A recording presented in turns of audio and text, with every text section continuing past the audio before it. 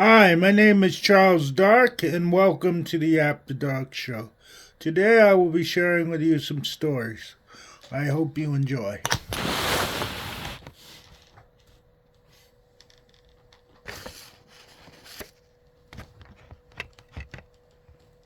And she just had no idea. I felt my blood heating up. This was going to be an easy conquest. Easier than I had imagined. I slipped an arm around her shoulders as we walked to the car. There was a full moon out. Cool. Too cool. You didn't get a full moon on Halloween all that often. We reached the car. Want to drive?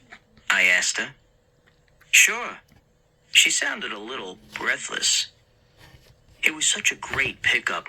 Everyone wanted to drive my car. It was a jazzed-up sports car, an Audi with a few custom alterations. Friends drooled to have my car, and she was getting to drive it. I opened the driver's side door for her, and she slid in. I bounded around to the passenger seat and hopped in beside her. She was running her fingers over the leather seat. Nice, she told me. Thanks, Ivana Romanov, I said, rolling her name pleasantly on my tongue. Pretty name. I'm glad you like it, she told me. I was a little surprised. After the first sign of shock she'd shown, she'd begun gaining some confidence. Maybe she knew that she was nerdy, but now that she was in the proper attire, dynamite looking and totally alluring without her hunch over her books and down on the nose glasses. Russian? I asked her. She waved a hand in the air. Oh, well, I guess my ancestors were from Eastern Europe somewhere. Vince Romero. Spanish? Italian? I smiled. Eastern European too, I said. But hey, maybe that means we're meant for each other, huh? Romero, Romanov.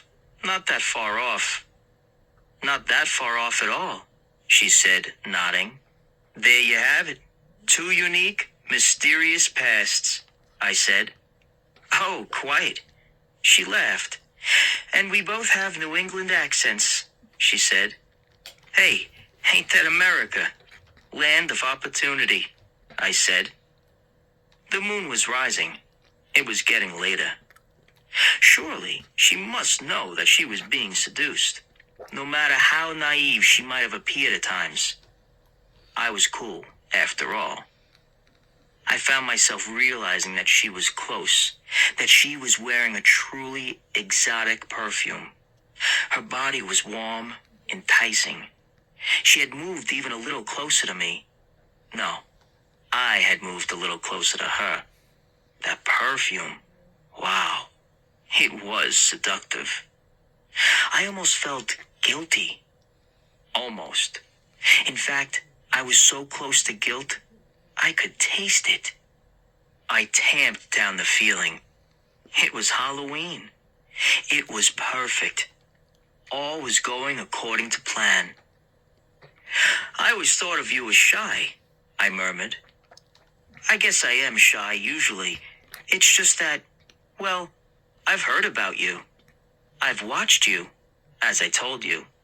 And the girls talk, of course, she told me. Was it kind of a come-on? Was I supposed to prove that I was as studly as she had heard? I leaned back, smiling. I let my fingers play in that long, silky black hair of hers. How odd. I mean, it was her hair. The same hair she had every day. Tonight, it was electric. So sleek and shiny, it almost gleamed blue. Where am I going? She asked. Huh? I love driving your car, but where should I drive to? Somewhere quiet, where we can be alone, I said. Too much? Would she bolt? Well, where would you be going if you were driving? She asked. Quiet, where we won't be disturbed, I murmured. as if I were deep in thought. I looked at her. I know. The cemetery. Oh. Does it disturb you? I mean, if so. Oh, no, she said. I like cemeteries. They're full of history. They're full of the dead, I couldn't help but say.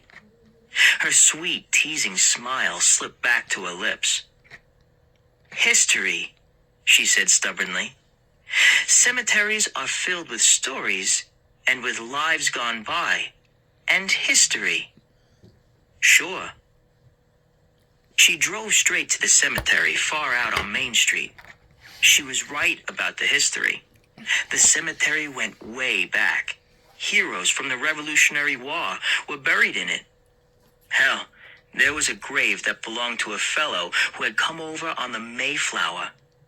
There was a small church way down on the western side, so I guess that meant it was officially called a graveyard rather than a cemetery. But the church was one of the oldest buildings in our area, and it was small, locked tight at night. In fact, the structure, standing kind of forlorn in the cool moonlight, made it all the better. The point here is that the place was old, spooky, and neat. There was a wall around it, an old stone wall, but the wall was about 2 feet high. I had a blanket and the cooler in the back. It was mild for October. Perfect. Once again, I counted my blessings. All things were perfect. We're going into the cemetery? She asked. Dead people are the safest people in the world, you know. They won't hurt you, I told her. You just said that you liked cemeteries. They're filled with history and great stories about lives gone past.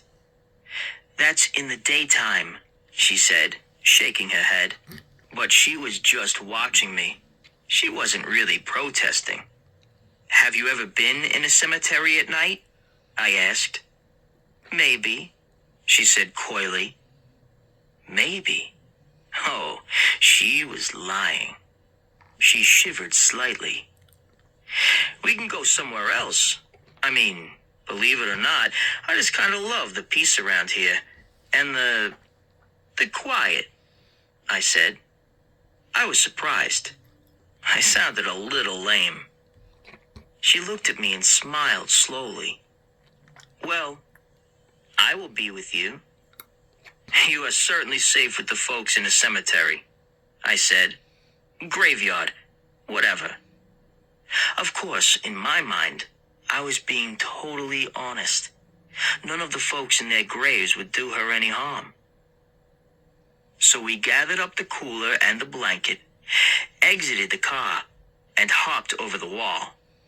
I helped her, of course, setting my hands around her to lift her over the wall, realizing as I did so just how perfect a little figure she had. Tiny waist and flaring curves above and below. I'd have never imagined that she was so finely honed, that she obviously worked out, that she was such a piece of physical perfection. That word again. Perfect. Not a bad night's work. We found a place beneath a huge old oak and spread out the blanket. She sat with me and I noticed her drink was gone. I popped the tab on a dark Irish beer and offered it to her. She drank, watching me, those snake-like vampire eyes getting a golden glow in them that was truly exciting. I sipped my beer. I looked to the sky, and then I kissed her. It was great. She was hesitant, a little shy still, despite her demeanor. I pressed her downward, savoring the feel of her heat and the shivering within her. Then it started. The transformation. I felt it tear and burn through me. And with Ivana in my arms, the rip in my muscles, the fire in my blood, and the savage hunger in my heart were just about orgasmic. Soon, she would scream. She would see the shoulder pads fall away, the football breeches stretch and tear, and she would know the true concept of a guy who is an animal. I felt the first magnificent howl that the moon was eliciting form in my throat.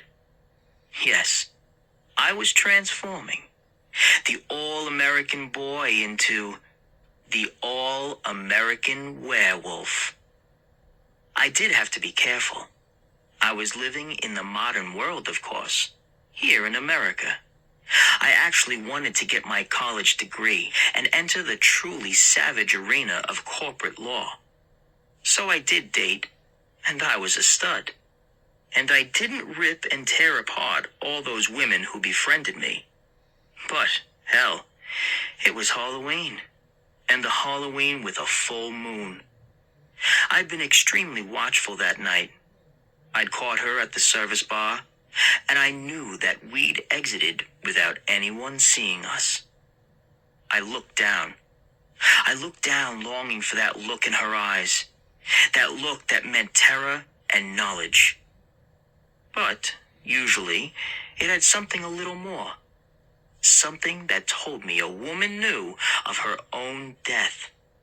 And yet her sexuality was at such a heightened peak that she would die in the throes of an ecstatic excitement. And the look in her eyes would be ecstasy in and of itself for me. This isn't boasting. This isn't arrogance or conceit. It is what I am, and what the beast within is capable of creating. And the sensation that would follow for me, it would be wondrous. Not to mention the soul-shattering wonder of the kill. But her eyes weren't full of terror or excitement. She was staring at me with amusement. Total amusement. And she started to laugh. I had never known that laughter would ruin everything, that it would stop the transformation. Don't you know what I am? Don't you see? I demanded. To my astonishment, she pushed at my chest with a stunning power. I halfway fell back. I stared at her, thinking that my fury would start the transformation all over again. But she leaped atop me, and her laughter tore from her like a banshee's cackle in the night. And to my amazement, I discovered that I was pinned beneath her. Pinned. Me.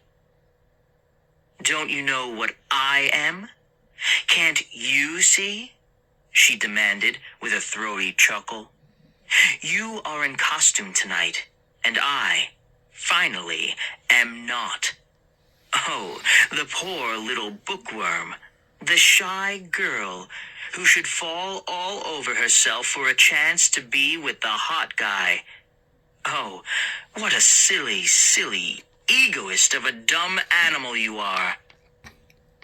I opened my mouth to speak, but no words came. Above me, I saw the moon, the beautiful full moon. That was when she leaned forward and bit me, sank her fangs into my flesh and began to slurp. And beneath that beautiful full moon, I heard the horrid sucking sound she made. And I felt my blood, my life, my magnificent life being drained away.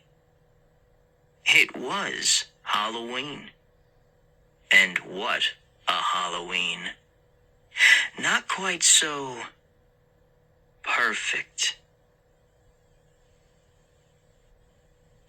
Suckers by Suzanne Wayne. Read by Fred Berman. It wasn't that I didn't want to ever visit the tiny planet of Lectus. I just didn't want to live there. I mean, who wants to move at the end of his junior year of high school? You just don't ask a guy to do something like that. I was set to go to the junior prom with Steffi Hoppington. She was counting on me. And on July 4th, I was planning my first skydive with my pals. I'd already put a deposit down on the plane ride. But my family isn't like other families because Dad and Mom are actors, not just regular thespians either. Biggs and Julie Boraday are both movie stars, the kind that appear on the cover of cheap newspapers at the grocery store checkout line with headlines that announce every month that their marriage is ending. Splitsville is the way one magazine put it last March. These reports were obviously bogus. Mom and Dad were more together as a couple than the parents of anyone else I knew, which maybe isn't saying much, but still. The weird press and the fact that family was important to Mom and Dad was partly the reason Dad decided to relocate us to Lectus, supposedly the newest, hottest place for the elite to set up residence. He wanted the family to be someplace more private, away from the ever-prying eyes of the paparazzi, was how he put it. My school, Fleamont Prep, has some real rich kids in it, but just the same, all my friends were super impressed that we were going to Lectus. Real estate on Lectus costs so much that only billionaires could afford it. But with Mom and Dad's combined star power, they were able to buy a private ranch on the newly terraformed planet at the outer edge of the solar system. Plus, first-class tickets on the new high-speed luxury space transport, Gaddis. Not one of us 4 kids wanted to go. My older sister, Felicia, cried day and night until her face was permanently puffed.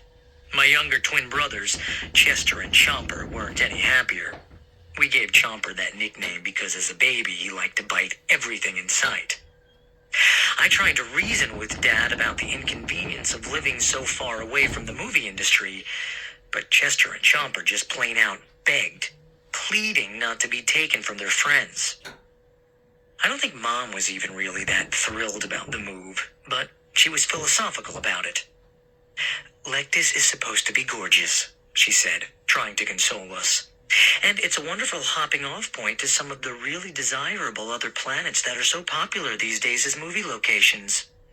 Dad and I can be home much more often this way. We were standing on the docking platform when Gaddis came into view. I had to admit, the huge space transport was something to see. It was so gigantic, I felt like a microbe standing next to it. And it had these 2 giant green headlights in front. As it descended into its transport dock, its engine purred steadily. "All aboard, kids," Dad instructed as we crossed the walkway. When we reached Gaddis, we entered a dark walkway. It was soft and the floor was cushiony under my feet. "What is this?" I asked Dad. "It's a biotransport," Dad explained. "All our biological needs are built right into the structure of the ship." "Do you mean I could bite this floor and there would be food in it?" I asked in disbelief. "Yep." "Weird," I mumbled. In no time at all, we arrived at our new home on the planet Lectus. As the transport docked, an uneasy feeling overcame me. Maybe it's just fear of the unknown, I told myself. How I wish now that that had been true.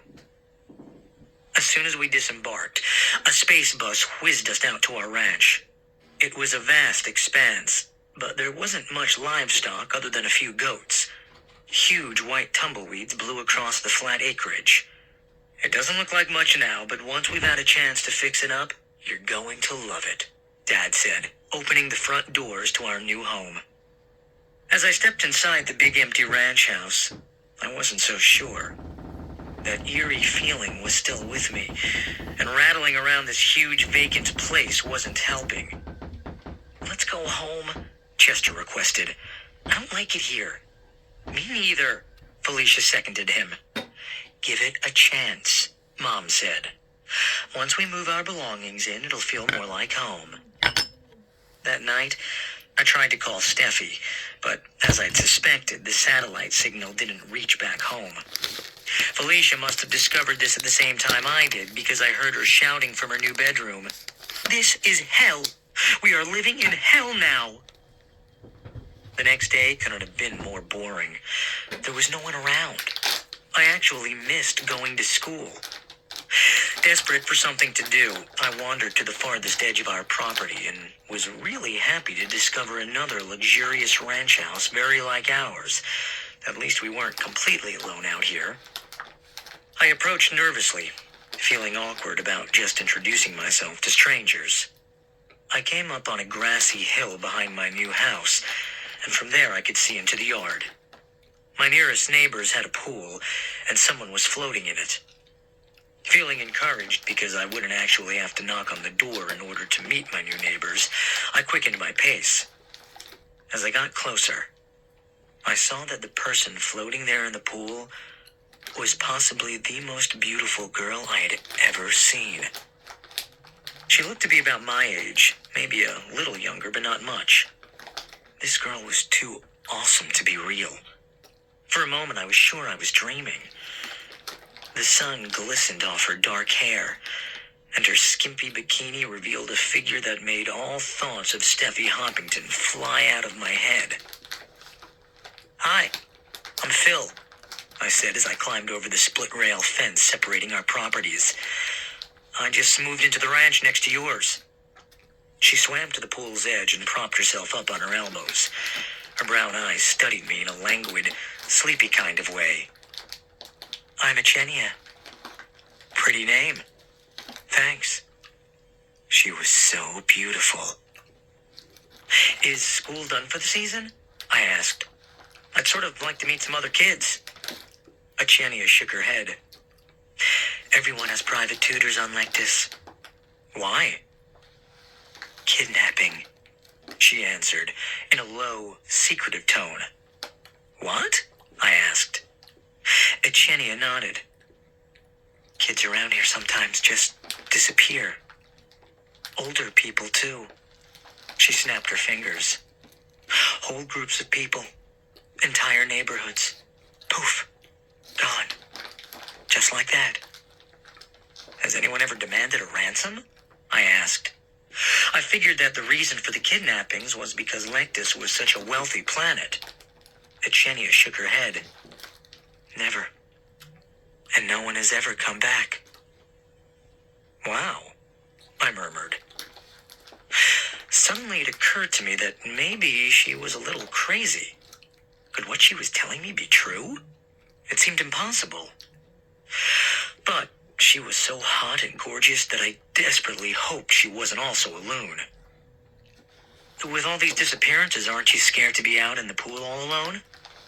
"I'm not alone." She gestured back to the house, and for the first time, I noticed armed guards dressed entirely in black stationed on two of the balconies. "Telescopic long-range rifles," she reported. Instinctively, I backed away from her. "Don't worry," she assured me with a twinkling laugh. "I have a hand signal for danger, and I didn't give it." I didn't know Lectus was such a dangerous place. I know. The real estate people don't tell you until you're already here. Lectus is a very weird place. It's not so bad these days, not like before. What happened before? Nothing. Forget it. It was a long time ago. I was just a little kid. My father managed to take us off the planet for the worst of it. He thinks it's safe again now, but... She glanced back at the bodyguard stationed on the balconies. He's not taking any chances. Did anyone ever figure out who was causing the disappearances? She shook her head. Nope. Strange. "Wanna come over to my house sometime?" I asked. "When?" "Tonight?" "Sure. 8 o'clock, okay?" "Sure. It's right over there," I said, pointing. "See you at 8. Echenia arrived promptly, with 2 armed guards at her side. Dressed in a short, flowing white sundress, she looked unbelievable. Chomper answered the door. "Phil, your girlfriend is here," he bellowed. "Shut up," I said, bopping him on the head as I came to the door. "Hi." Echenia left the guards outside and stepped in. My parents came down the stairs to see who had come in. "Oh my gosh, Biggs and Julie Porter Day," Echenia gasped. She turned to me. "Why didn't you tell me that's your last name?" "Because people act the way you just did," I explained. "Oh, sorry." "Not at all," Mom told her. We love to meet our fans, don't we, Biggs? She was using her silky movie star voice. Can't have enough fans, Dad agreed spryly. His shoulders were back and his chin up. It was his public stance, the one he took out when he played the assortment of heroic types he'd built his career on. He was always cast as a brave policeman, a fearless astronaut, a noble superhero, a brilliant detective. Whatever the role, Dad's character always saved the day. A worried expression suddenly swept over Echenia's face. You didn't tell your other movie star friends about Lectus, did you? No, but a story about it ran in the Daily Snitch, Mom told her. Why do you look so worried? Lectus just isn't as nice when it gets crowded, Echenia said. That's when the scary things start happening. They have kidnappings here, I said. Disappearances, whatever you want to call it. Did you know about that? No, Dad admitted, looking concerned. There are other things too, Echenia said, seeming very distressed. Like what? Mom asked. Echenia wrung her delicate hands. I really don't want to talk about it. I should be going. But you just got here, I protested. Tell us what the other scary things are. I'm sorry. She headed for the door, pulling it open. Her bodyguards closed in beside her and stayed that way as she hurried down the front walk. Maybe we should have bodyguards too, I suggested as I watched her go. We came here to get away from the need for bodyguards, Dad reminded me. Are you sure she isn't a little... He tapped his forehead. You know, unreliable? Phil's girlfriend is wacky, Chomper shouted gleefully from his spying place behind the couch. Shut up, I told him. I turned back to Dad. I don't know. The thought occurred to me, I admitted. The whole bit about overpopulation bringing on the bad stuff is kind of strange. It is. And I wouldn't worry about overpopulation anyway, Dad said. Right now, I haven't seen anyone for miles. Speaking of overpopulation, I guess this is a good time to tell you, Mom said, smiling. Lectus is about to get a bit more populated. I went to the doctor's this morning. I'm pregnant. With triplets. Every day, the holographic TV showed footage of Gaddis arriving at the Lectus transport dock. Its 4 thick landing columns set firmly on the planet before the body of the transport settled down over them. Its purring engine so steady and relentless, and then more and more new arrivals streaming off. Remembering what Echenia had said, I was alarmed at how quickly the population was climbing. Added to that, half the women in Lectus seemed to be pregnant. Mom joined a support group called Mothers of Multiples. The meetings are more packed every time, she reported one evening after returning from a meeting. Dad was composing a spoken letter into his recorder and he switched it off. That's because the news has spread that you're there, Julie. Don't forget you're a movie star. They've all come out to see you. I don't know, Mom disagreed. There are some very full-looking women there, and a lot of them. Felicia glanced up from the couch where she was perusing a beauty magazine of some sort. They're probably stuffing themselves with padding just to see you, she commented. I'm not sure, Mom murmured. Well, I'm sending a letter of protest to the agents who sold us this ranch, Dad said. They have oversold the property here. We're being inundated with the very crowds we came to escape. I can only think they've dropped their prices sharply. How else can so many newcomers be able to afford it here? It was amazing how fast things were changing. McMansions began popping up everywhere you looked. One day there would be an empty field, and by the next morning there would be a huge house on it. The roads were clogged with giant trucks dragging prefabricated homes behind them. They clicked together like enormous Legos. I tried to get in touch with Echenia by hanging around by her pool since I didn't have a phone number. I couldn't go to her front door because the guards wouldn't let me pass by. Finally, I did come upon her swimming in her pool. With my eyes on the guards watching from the balconies, I hopped the fence, hoping Echenia wouldn't give them her secret danger hand signal. Echenia swam to the edge of the pool, though she wouldn't look at me. Why did you run off that day? I asked directly. When I heard your mother was pregnant, I knew it was starting again, she replied. What? The births. The crowding. I just can't stand to live through it again. Even though I was a child, I still remember. Her voice was climbing to a hysterical pitch. You really think the disappearances will start again? I asked. I don't want to talk about any of it. You'll find out for yourself. My parents are planning to leave like this as soon as they can sell the ranch. Tell your family to leave too. I nodded. Okay. Does your father really think it's not safe now? I was on the trail of something. Maybe Achenia had this irrational fear, and her father knew it was all in her head. What if the bodyguards were just there to calm her fears? When Daddy married my stepmom, she wanted to come here, and Daddy isn't able to say no to her about anything. But now we've convinced her to leave too. Maybe whatever it was won't happen again, I suggested. Your father thought it was safe to return. You were little. You could have misunderstood what was going on. Maybe, she conceded, though she looked unconvinced. I'm not going to talk about it anymore. Please go away. She dove under the surface. I waited for her to come up again. I had so many questions. But she stayed under, swimming in circles for a very long time. Movement up on the balcony made me nervous, so I went back to my side of the fence and headed home. That evening was warm. I was in the yard watching Chester and Chomper on the swings. Mom and Dad were in the house and Felicia was out with friends. Friends were no longer in short supply. I'd made a few myself, but nobody that I really clicked with. No one else seemed to be worried about Achenia's strange disappearance stories, or had even heard of them for that matter. Coming across the yard, I saw a figure walking toward me in the dusky light. It was Achenia. I noticed she seemed to wobble unsteadily. I ran to meet her.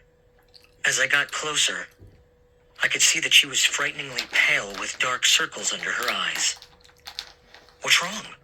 Where are your guards? Passed out. Maybe dead. My parents, too. What? I asked incredulously. It started at the north end, closer to my place, but it's headed your way. I had to come warn you. What do you mean? I asked. Achenia staggered into me, clutching my arm to support herself. It's in the air, she said in a raspy voice. Can't you smell it? Lifting my head, I realized she was right. A perfumed smell, not completely bad, almost like a lily. And just as I became aware of it, I began to feel its effects too. My lips and tongue were tingling. My eyes were burning. A swirl of building nausea was churning in my belly. I looked over to Chester and Chomper. Both of them sat in their swings, barfing between their legs. I grabbed Achenia's hand. Let's get in the house. We can call an ambulance to go to your place. Achenia could barely stand, so I put my arms around her shoulders and hurried over to Chomper and Chester. Get in the house, guys. Come on. They followed Achenia and me, puking and stumbling all the way. Inside, Mom and Dad were passed out on the living room couch.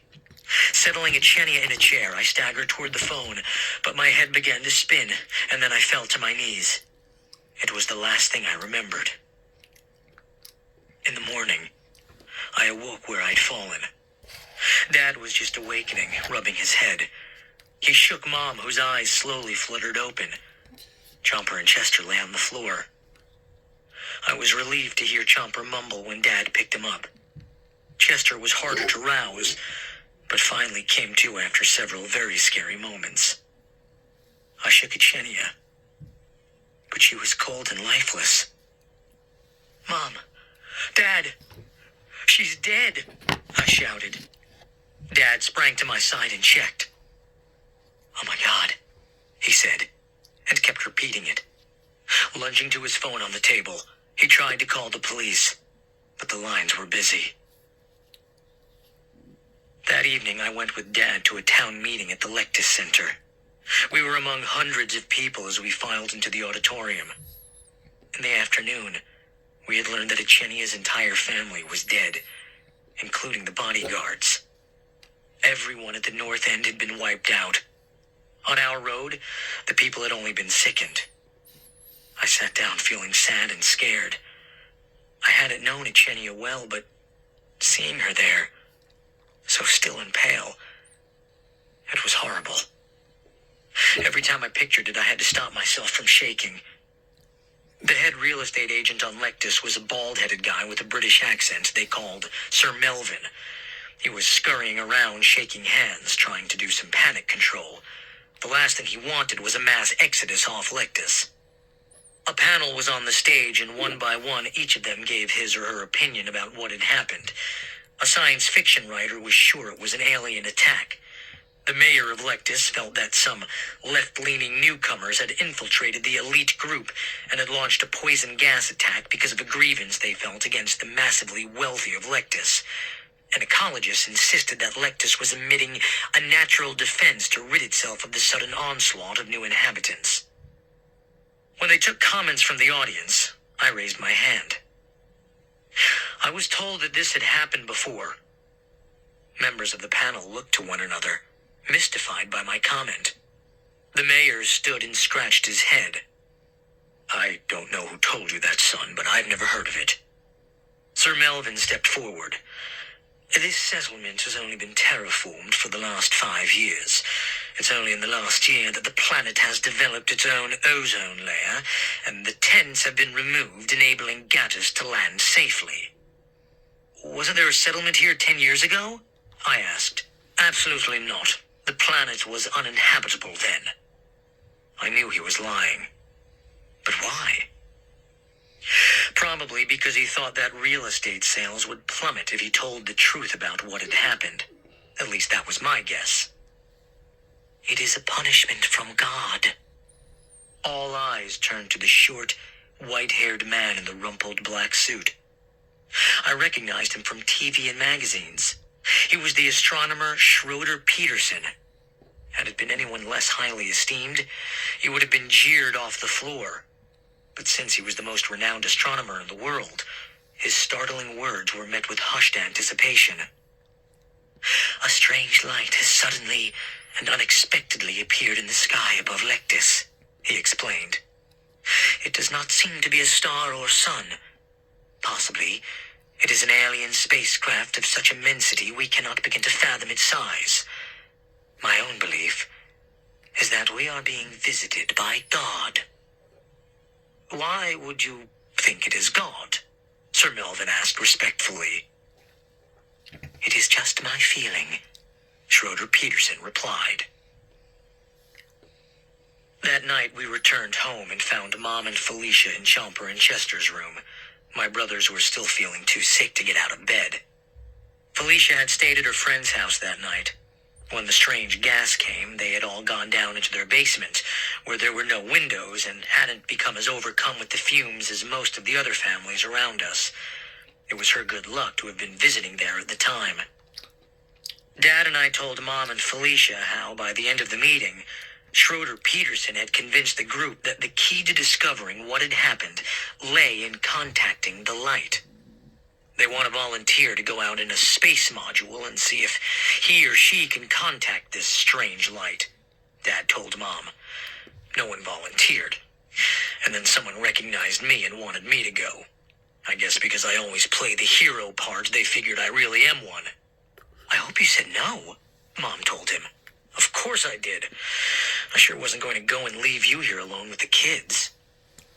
I was actually a little embarrassed by the way Dad had told him that he absolutely wouldn't go. I could tell the others were disappointed that he wasn't living up to his big screen image. Dad continued telling about the light and was in mid-sentence when a deafening roar suddenly split our ears. The window smashed open, spraying glass everywhere. I clutched the bedpost with one hand and Chester with the other. A force was pulling us toward the window. Felicia shrieked as she rose in the air. In an instant, she was sucked backward out the window, bumping her head as she went. Then Chomper began to float upward, flailing his arms and screaming. Horrified, Mom and Dad reached out to him. Dad, holding onto the bedpost, caught Chomper's ankle. Mom grabbed Dad around the waist and took hold of Chomper's other leg. I held tight to Chester as a powerful sucking force lifted me too. It was as if I was hovering on a current of hot air. Then came a whine so high-pitched I felt as though my head would shatter. Chester was sucked out of my arms just before I dropped abruptly to the floor. The last sound I heard was my head banging as it hit. When I awoke hours later, it was pitch dark. "Dad?" I whispered as I slowly sat up. "Mom?" It was eerily quiet. An awful terror gripped me. Had my entire family really just been sucked out the window? The pain in my head was horrible, but I forced myself to stand and turn on a light. What I saw made me shake. The room was completely empty except for one bed that lay on its side. Hurrying to the window, I looked to see if any of them had been dropped to the ground. But no one was there. I ran outside and thrashed the bushes, calling Mom and Dad, searching for my sister and brothers. "Phil?" It was Dad, bleeding and badly scraped, but alive. He pulled me into an emotional hug. "Thank God you're okay," he said. "Where's everyone else?" "I can't find them," I told him, my voice catching. Dad and I searched for hours. We joined a crowd of people also looking for their families who had been swept up by the hot wind. Occasionally, one of them would get lucky and find an injured loved one who had been swept into a tall tree or been blown to a rooftop. But Dad and I couldn't find a trace of Mom, Felicia, Chomper, or Chester. "What do we do now?" I asked Dad, exhausted and fighting back tears. "I'm volunteering to go to the light," he said. "If that light has Mom and my kids, I want them back. If I have to finally be a hero for real, then that's what I'll be." I realized I was sweating. Dad was drenched with perspiration as well. And I was squinting because the sky had turned a vivid, nearly blinding yellow. I had a front row seat for the launch of the space module being sent to the strange light. The eager, fascinated crowd gathered at the site wearing black sunglasses to protect them from the strong rays of the light. Dad was already in the module. As he walked out to the pad in his heat-proof spacesuit, he'd looked every inch the hero he always played. I shook his hand and told him how proud I was of him. "Don't worry, Phil. I'll be back," he'd said. As we waited for the module to take off, a kind of giddiness was overtaking the crowd. It was almost as though they were getting drunk on the light pouring onto us. "I wish I was going too," an elderly man beside me said. "Me too. Take me to the light," a woman shouted, lifting her hands toward it. Take me, screamed another woman, arms raised, swaying rapturously. Soon everyone was yearning to go toward the light. A man in a suit tapped me on the shoulder. "Would you like to come into the control room and watch the takeoff on our closed-circuit monitor?" he offered. I thanked him and said I would. I watched in the darkened room with a handful of technicians as the module took off. "Now we're going to closed circuit inside the module," a technician with red hair announced. For a second, I saw Dad sitting at the helm of the cramped cockpit. Then, abruptly, the screen fuzzed before going blank. "We've lost visual," the technician stated the obvious. "The immense heat must be sending solar flares." "Let's hope the heat panels hold," said the man in the suit. I sat with my stomach in knots as Dad's voice came into the room.